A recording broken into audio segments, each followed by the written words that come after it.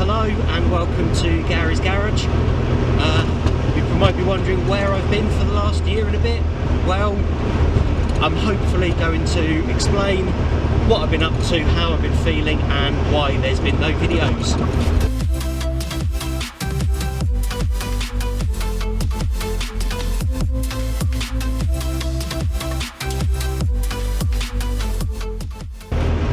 So the last time that you saw me, it was well over a year ago now, and it was the aftermath of my accident in the Anglia, which, as you can see, is back on the road. So, you know, spoilers for the rest of the video. I do finally get it back together, but yeah. So where have I been? What have I been doing? And why have there been no videos?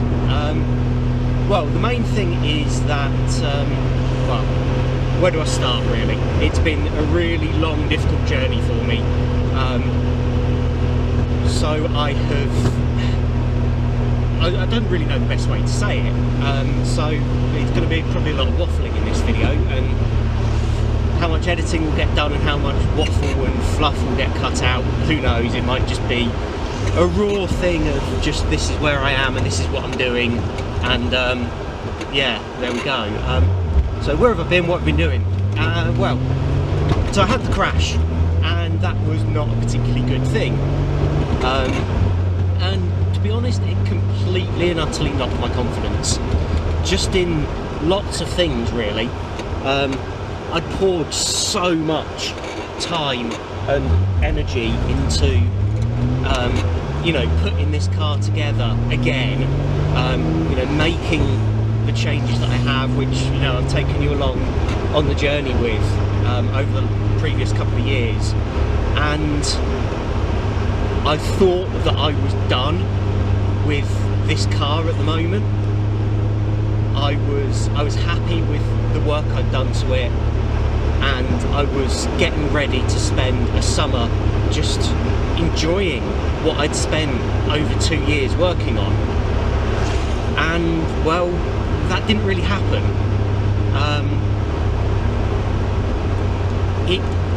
It just really knocked me, and it's a difficult thing to explain, really. I just didn't want to do anything with it. You always hear people say you've got to get back on the horse. You know, if you fall off, you've got to get straight back on the horse. It's the best thing to do. But I didn't feel like that. I felt that if I did get straight back on horse, I would probably quite quickly end up sending the horse to the glue factory. And I didn't want to do that. I didn't want to be in that position.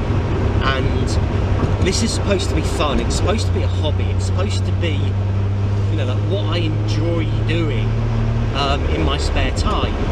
And if I didn't feel like doing it, I shouldn't be forcing myself to do something. And sometimes I think people get into that mindset of, you've got to get back on the horse. You know, it's a phrase that we probably all know, we've heard multiple times over our, you know, in our lives. You've got to get back on the horse. But I see where they're coming from, in that sometimes, you know, there is that fear factor of, will it happen again? And by getting back on, you're kind of, you're starting that again. You're overcoming that objection and that fear sooner maybe than you would have done if you didn't get back on the horse.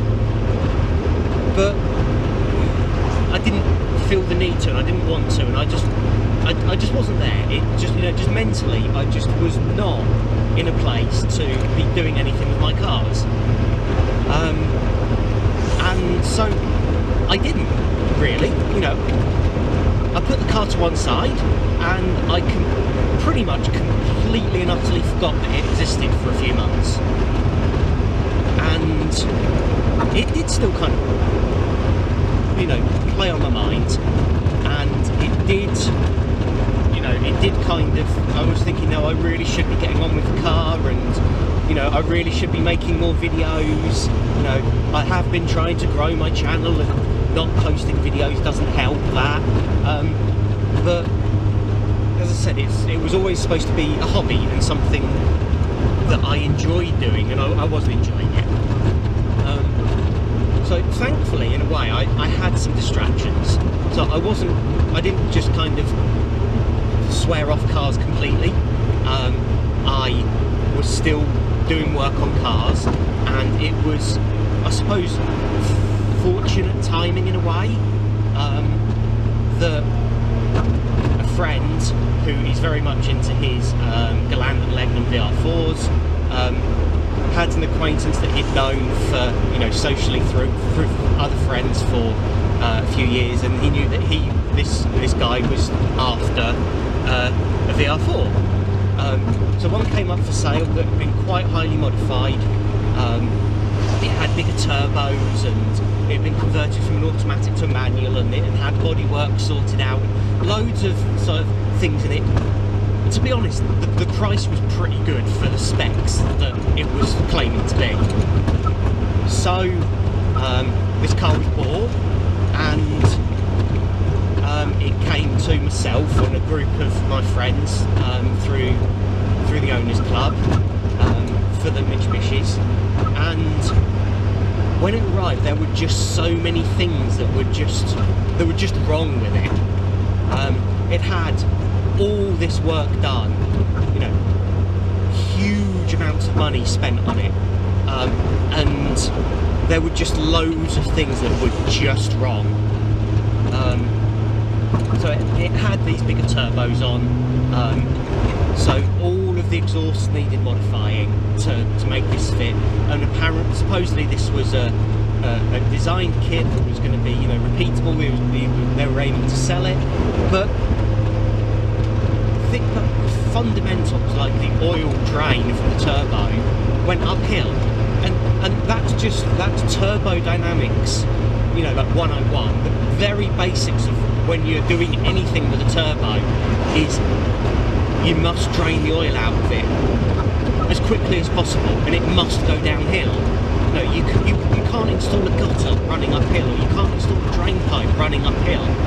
It will back up, it will block up, and you won't be able to get that water away, or in this case the oil.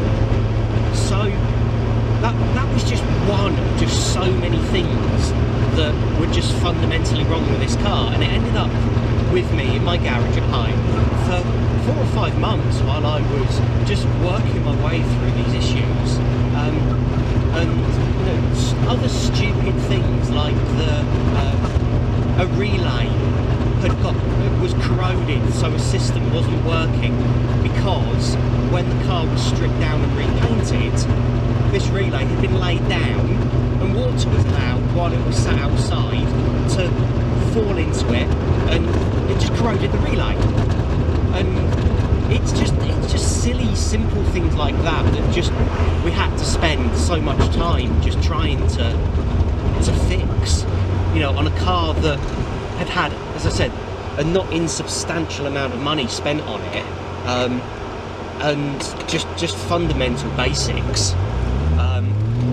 So that was, you know, basically, you know, my last video up until Christmas really was dealing with that one. And then first friend has been waiting for a car to be built by the same place that had done this one I've just been talking about for 5 or 6 years. And again, ridiculous amounts of money been spent on this over the time. And I get a call saying, Gary, I need your help to finish off this car. It only needs a few things sorting. It needs the brakes putting on, and it needs some inlet pipe work, but basically it's ready to go. But I just can't finish it off. I believe the guy had health issues, which is why he'd reached out for help. So I agreed to take this car on from a friend, and finish it off, because as I said, he's been waiting 5, 6 years for this thing. And when it turns up, well, all I can say is that I think an 8-year-old probably could have painted it better with a paintbrush, and there was so much missing and not complete, and just again, just so fundamentally wrong. This one had allegedly the same turbo kit on it, but one of the turbos of the two was in a completely different place on the front of the engine, and not only could the oil drain not work, but we couldn't put the air conditioning compressor on because the exhaust would have been in the way. And then it just begs belief, really, how these things can happen. So I get this barely painted shell with an engine and gearbox held in by 2 bolts, and that's about it. You know, half the interior's out. There's no exterior trim. There's nothing of any use in the engine bay other than, like it just said, like a bare engine and gearbox, and that's it. And it's pretty much taken until like a month or 2 ago just to again undo all of the things that were wrong with that vehicle and get it to a point where it's on the road. And my friend is now at least driving around in a Legnum VR4 again. It's not what he expected and not what he's paid out all the money for. But he at least has a vehicle. So that's really what I've been spending a lot of my time doing, is helping out some of my friends where they've been screwed over, really, with their Mitsubishis. So that's kind of what I've been doing in a nutshell, really. You know, I could go into so much more detail about those, but you know, it's not really my place to go into that, and you probably don't want to hear about other people's concerns. You know, you're here hopefully because you want to know how I am and what I've been doing with this Anglia. So let's move on to that next then, I guess.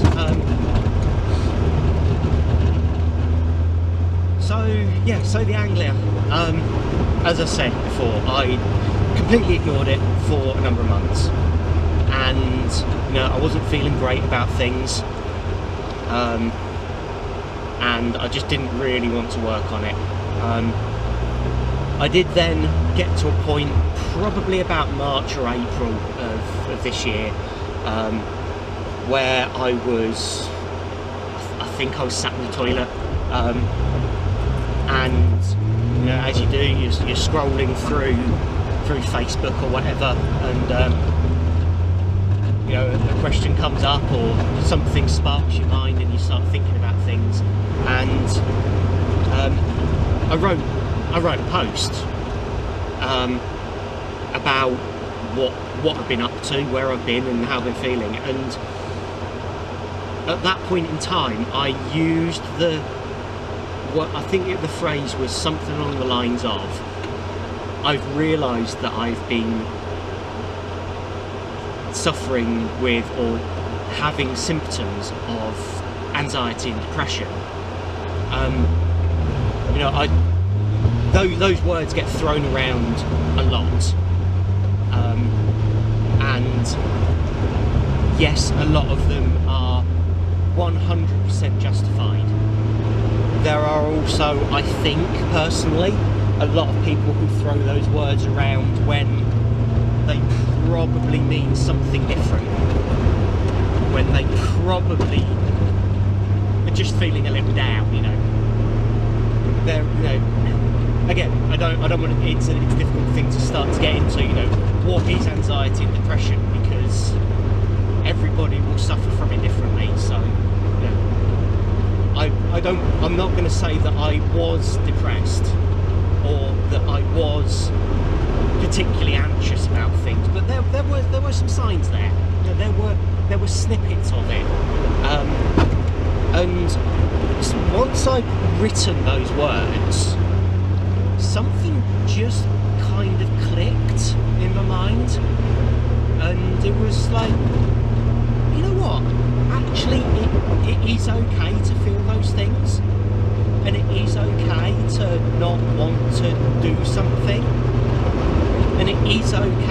to just do something different for a change.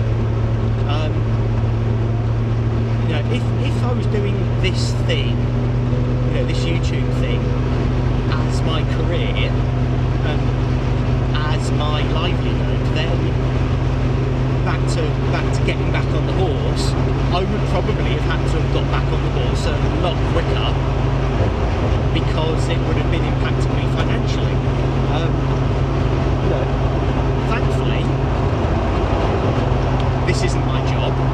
I am just doing it as a hobby, and I have the luxury of being able to stop and start when I want to, really. Yeah, and I fully appreciate the support that everybody has been giving me, and you know, even somebody watching, you know, a minute of any one of my videos, I really appreciate. You know, you've given me a try. I might not be your cup of tea, but yeah, you know, I've given you a try. You've given me a try, sorry. There's so much content out there for people, anybody to be listening to me waffling on right now. You know, just thank you, really.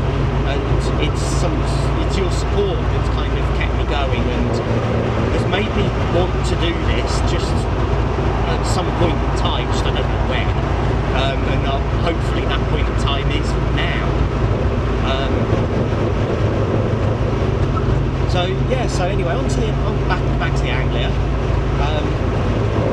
So yeah, about March, April time, I wrote this post, and I was like, you know what, yeah, I'm going to make a start. I was thinking that I would have to combine working on the car and doing filming together. And I wasn't ready for that. I was ready mentally to begin to work on the car. I wasn't ready mentally to talk like an idiot to a piece of electronic equipment about what I'm doing. So I didn't do the talking like an idiot bit then. I just did the car stuff. So I worked on the car, and I haven't taken much footage. You know, rubbish YouTuber here. You know, didn't really take much footage, but you know, there were the odd photos, so they'll probably be superimposed over the top of whatever I'm talking about now. As if I've not already done that earlier in the video with talking about the Mitsubishis. So yeah, a relative of mine used to, like 20 odd years ago, jig, straighten out cars that had been in accidents. So he had a car bench, you know, a jig, a 4-post lift with various attachments on it to pull out and push bent up cars. But he hadn't done it for a number of years, and that was buried under, you know, 20 years of stuff. So he'd offered me use of the jig, but we couldn't get to it. So myself and my stepdad Steve, who, you know, has helped me quite a lot over the last couple of years, and you know, you've seen him on the videos, we cleared up the space and helped my relative sort out, you know, some of the stuff that he'd been just dumping in that space for the last 20 years, and we managed to get the car there and in place. And it was in there and kind of in place, out of my way and out of my sight for a couple of months before I really even started doing anything with it. So I finally got around to it, and when it came to it, it was like a day's worth of work to straighten the car out and straighten the front end out. So it wasn't a difficult task. It didn't take me very long, but there was all this build up to it that I'd put in my mind that I just didn't want to do it. But you know, that's by the by. That's what it is. So yeah, so I got the car straightened up and then brought it back home, and it was then a case of essentially redoing all of the work to the cooling system, the radiators, that I'd only just completed. So I had to get another radiator, another charge cooler radiator. And while I was there, I did tweak the design slightly, and I was suffering with keeping the charge cooler cold enough. So what I thought I'd do was put some shrouds around the radiators so that all of the air must go through the charge cooler and then through the engine coolant radiator and out. So that was a change. But in doing so, that then meant that I was moving the fans by, you know, a centimetre. And I only had like 3mm, 0.3 centimetres of clearance anyway. So that then sent me down a bit of a rabbit hole of trying to gain space. And a friend came up with the idea of rerouting the alternator belt. So rather than it coming up, it goes down, which, given that the radiator's at an angle with the engine, that would potentially gain me a little bit more space to space out the fans, put this shroud on the back of the radiator and do what I wanted to do. So that's what I did, and I ended up I spent like a whole day driving around to various different motor parts, you know, distributors and retailers in my area, and some of them were quite helpful. They went away and had a look on their shelf for a couple of things. Some of them were just plain, if you haven't got a chassis number, then we can't help you. But I didn't know what I needed, so that was not great.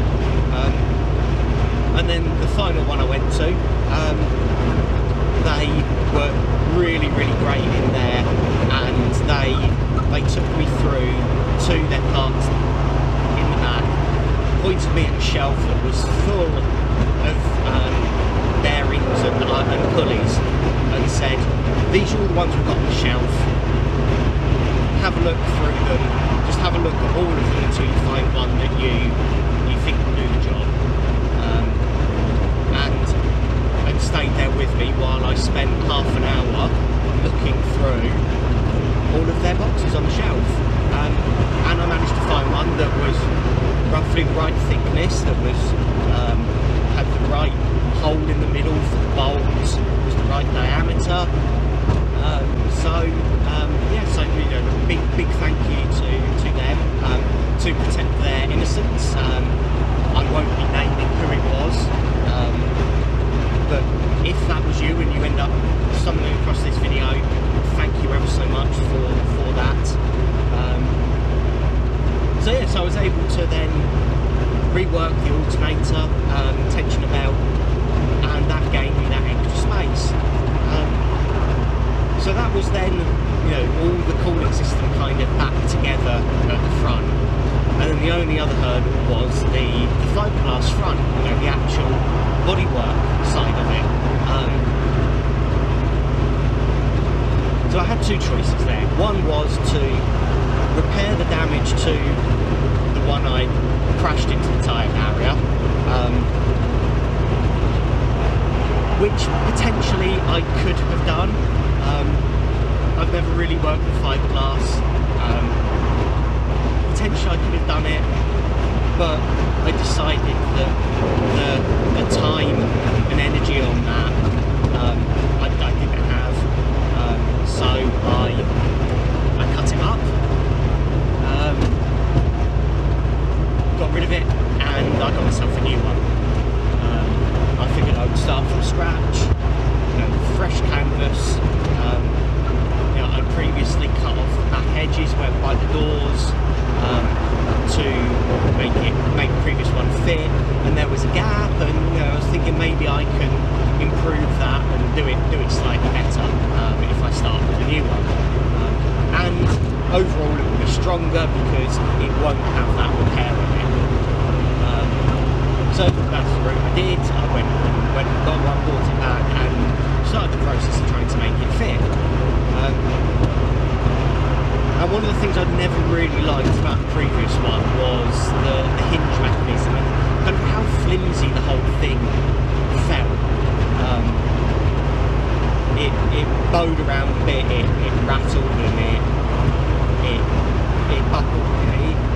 just a little bit too fiberglassy and a bit too flimsy. And as I said, the hinges were never perfect. I could never really get it to sit nicely repeatedly to, you know, to narrow down those gaps and stuff. So started again, and I was looking at how am I going to hinge this, and also strengthen it, and just kind of make all these changes I wanted to. And I thought about building essentially a skeleton for the front. So it would then be something that was more solid, would all be tied together, and hopefully I can kind of tie that into the hinge as well. You know, if the hinge mechanism is part of the structure of the whole thing, rather than just being bolted on in a couple of places to a bit of fiberglass that might flex, then that's certainly got to be better. So I was scratching my head, what am I going to do? Am I going to do box section? Am I going to do a steel tube, round tube? But then how do I cut and bend and weld? And you know, I thought that's going to take quite a long time. And then I remembered that I had a number of lengths of 15mm copper piping, you know, the type of stuff you'd use for plumbing. And I had a load of fittings for it. I had T-pieces, I had 90-degree angles, I had 45-degree angles, and it's relatively easy to bend it as well into shape. And I had a pipe bender, you know, from doing DIY jobs, and I had all of this equipment, and then I can put it all together, you know, dry fit it all and pull it apart, put it back together and do it all like that quite easily. And then when I'm happy with it, all I need to do is just solder it together and I have a skeleton. So that's what I did.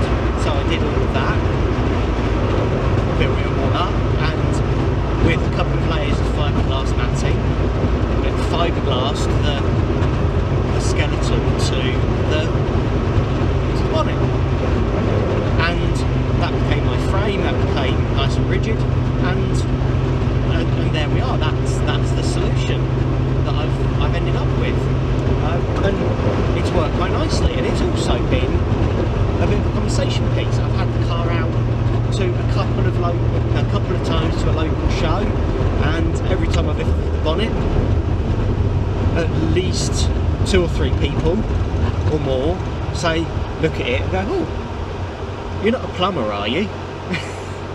You know, it's another talking point. It's another something a bit unique and a bit different about this car, and you know, I really like it. So you know, it's another talking point, and I love talking about this car. You know, I've just done it for the last, you know, what, 25 minutes, half an hour, non-stop. So apologies for how long this is, but yeah. So that's pretty much where I am.